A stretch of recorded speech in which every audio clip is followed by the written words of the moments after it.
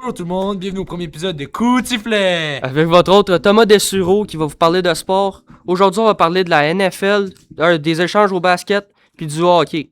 Maintenant, avec la NFL, en fin de semaine, on va assister au Super Bowl dimanche entre les Patriots de New England et les Seahawks de Seattle. Les deux équipes ont deux grosses différences. Les Patriots ont l'offensive, puis les Seahawks ont la défensive. Comme aux Patriots, c'est Drake May qui est leur meilleur QB, avec leur coureur Trevion Henderson puis Rhamondre Stevenson. Contrairement aux Seahawks, c'est Sam Darnold qui est, on va se le dire, c'est pas le meilleur QB, mais qui se débrouille très bien. Puis leur coureur Kenneth Walker III. C'est un bon coureur, meilleur que Trevion Henderson puis Rhamondre Stevenson. Puis niveau receveur, Cooper Kupp, Jackson Smith-Njigba puis Rashid Shaheed du côté des Seahawks sont largement meilleurs que les Patriots avec juste Stefon Diggs de receveur vedette. Puis niveau cornerback, à défense, c'est Christian Gonzalez des Patriots. Puis des Seahawks, c'est Devin Witherspoon. La différence, c'est que Gonzalez est considéré comme un des meilleurs de sa génération en ce moment dans la NFL. Puis Witherspoon, il est bon, mais il ne compare pas dans le top 2 des meilleurs cornerbacks de la ligue en ce moment. Au basket, on a eu, dans les deux dernières soirées, puis même cette nuit, des échanges qui s'est passé comme Anthony Davis qui s'en va aux Wizards de Washington, qui était à Dallas avant puis qui s'est fait échanger, que lui était dans l'échange de Luka Doncic entre les Lakers puis les Mavericks.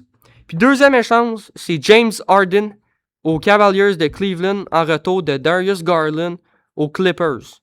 Je trouve que l'échange est pas tant potable parce que James Harden est rendu dans un point dans sa carrière qu'il est pas comme les jeunes de Darius Garland, Shai Gilgeous-Alexander et toute la gang. Oui, d'après moi, Garland était l'homme des Cleveland avec Donovan Mitchell, mais je trouve que c'est quand même un peu manqué de respect en l'envoyant aux Clippers. Autre échange, t'as Chris Paul qui s'est fait échanger aux Raptors de Toronto dans un échange à 3 avec les Nets. Puis c'est les Clippers ou une autre équipe, je m'en rappelle plus. Mais j'ai vu que les dirigeants des Raptors de Toronto n'étaient pas dans l'âme de vouloir le faire jouer comme point guard startant. Vu son âge, que je comprends leur choix. C'est peut-être des fausses rumeurs, mais les rumeurs, d'après moi, doivent être vraies. Puis Chris Paul n'aura pas beaucoup de temps de jeu à Toronto, ou soit qu'il va se faire échanger des jours à suivre. Maintenant, on va parler d'un sujet que j'aime beaucoup, c'est le hockey. Premier fait, ça n'a pas en rapport avec la glace. C'est Gavin McKenna, le jeune Canadien qui est allé au Mondial Junior et tout, qui a été accusé de 20 ans pour voie de fait envers, je pense, c'est un homme, il aurait pété les dents, puis il aurait bien pété la gueule. Mais ça, on ne sait pas la raison, puis 20 ans, c'est quand même beaucoup pour un joueur de hockey, ben, tu joueras pas un match dans la Ligue nationale parce que il a 18 ans, puis s'il pogne le 20 ans à 38 ans, il aura plus le même niveau qu'en ce moment, fait on espère pour lui que ça n'arrivera pas.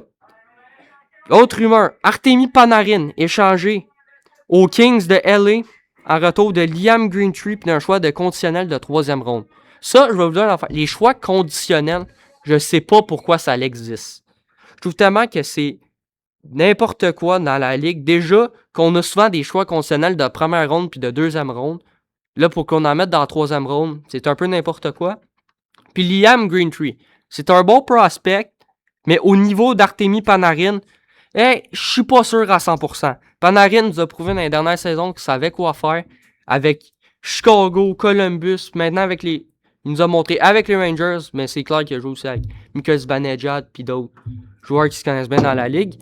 Mais là, il s'en va jouer à LA avec Kopitar, Kempfe, Fiala et d'autres joueurs. Ça va être une très bonne équipe. Il faut faire attention aux Kings parce que d'après moi, en ce moment, ils visent la coupe. Puis si ça continue de même, peut-être des chances qu'ils puissent gagner la coupe cette année. Puis Panarin qui a signé son contrat de 11 millions pour 2 ans. Cher payé pour un gars qui est dans la trentaine.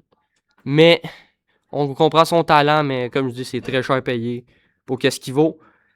Prochaine affaire, Sam Bennett qui s'en va à Team Canada aux Jeux Olympiques de Milano Cortina en remplacement de Anthony Cirelli.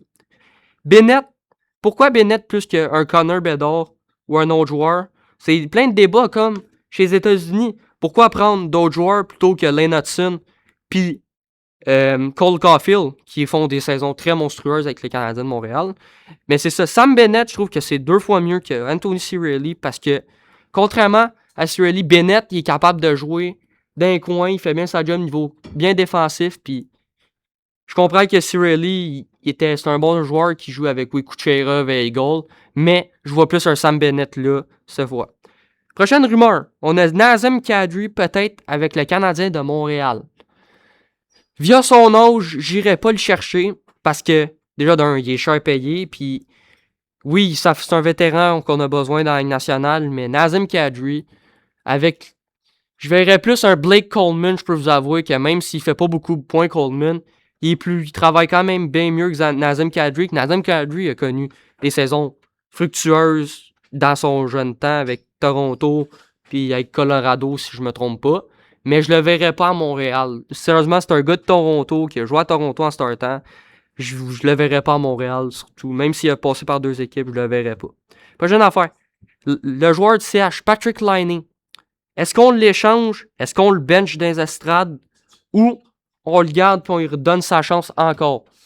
Je pense que c'est pas une bonne idée qu'on lui redonne sa chance parce qu'on l'a essayé plus qu'une fois puis il nous a prouvé le contraire qu'il n'a pas son talent dans l'effectif du Canadien. Sérieusement, si ça serait moi, j'irais l'échanger ailleurs. J'ai vu des rumeurs avec Saint-Louis, peut-être, mais je penserais pas parce que vu qu'il est cher payé, les équipes voudront pas avoir un gars de 8,7 millions dans leur effectif.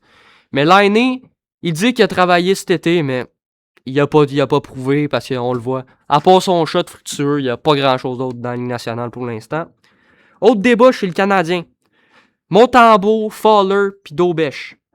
Dobèche qui a prouvé récemment qu'il sait garder les filets parce qu'on avait beaucoup de choix entre Dobèche et Fowler parce que je comprends pas pourquoi le Canadien laisse encore des chances à Montembeault. Oui, il a joué une bonne game hier contre Winnipeg, mais Dobèche est jeune, Fowler il est jeune.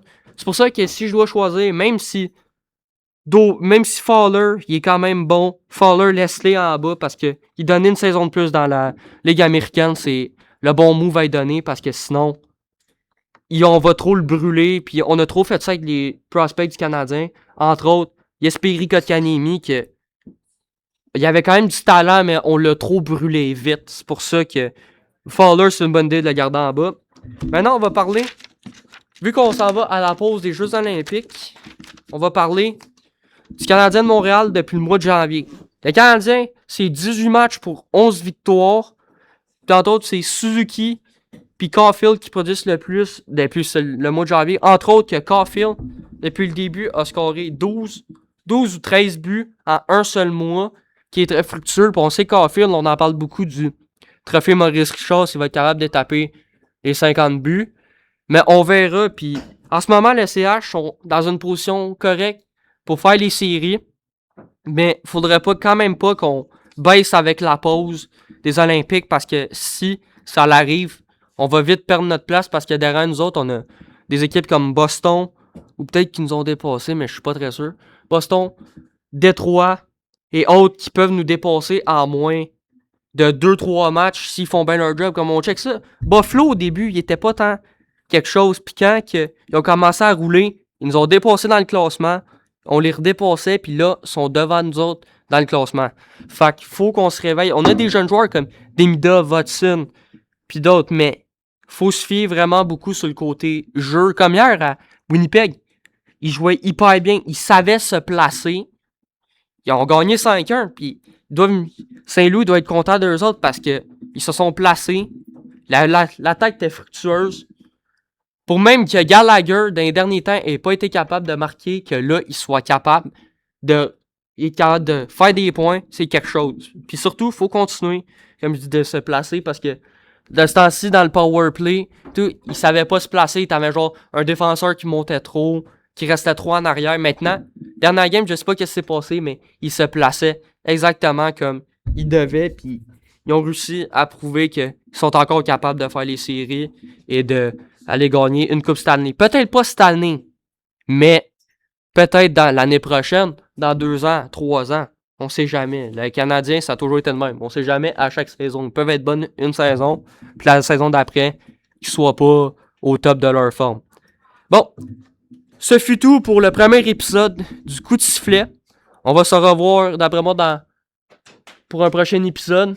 Puis j'espère que vous avez apprécié, puis que vous allez comprendre mes opinions, puis comprendre tout. Merci.